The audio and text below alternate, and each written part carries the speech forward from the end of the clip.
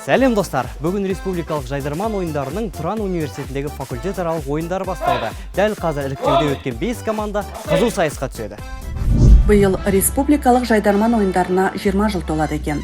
Жыл сайын мыңдаған әзілсүйер жастардың басын қосып, көрерменге жайдарлы көңіл-күй сыйлап келе жатқан өнер мерекесінің биылғы маусымашары ақпан айының басында өткен болатын. Енді міне, республиканың түкпір-түкпірінде әзілкеш жастар арасында іріктеу турлары өтуде. Жайдарман кез келген адамды тәрбиелейтін ол орта. Ал жайдарман ол адамды қалайша тәрбиелейді? Мәдениет жағынан тәрбиелік болсын. Барлығын бізде жайдарман үлкен сыйлау, кішіні сыйлау деген ұғым бар. Және де осы біздің жайдарман ортаны кез келген адамды орта тәрбиелейді. Ал жайдарман бізде кез келген адамды тәрбиелейтін орта деп білеміз. Тұран университетінде факультеттер ішінен жасақталған 5 команда фаворит, дебют, ерекше, универсал, суета командалары өнер көрсетті.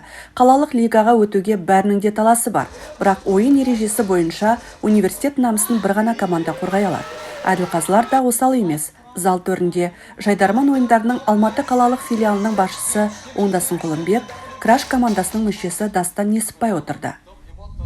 Сонымен Тұран университеті 3 жылдық үзілістен соң жайдарман ойындарын қайта қыздыруда.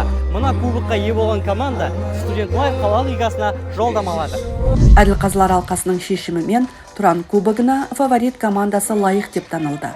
Қалалық лигаға жолдама алған тұрандық ойыншылар енді алдағы сәуір айында елордада өтетін чемпиондар лигасына таласады.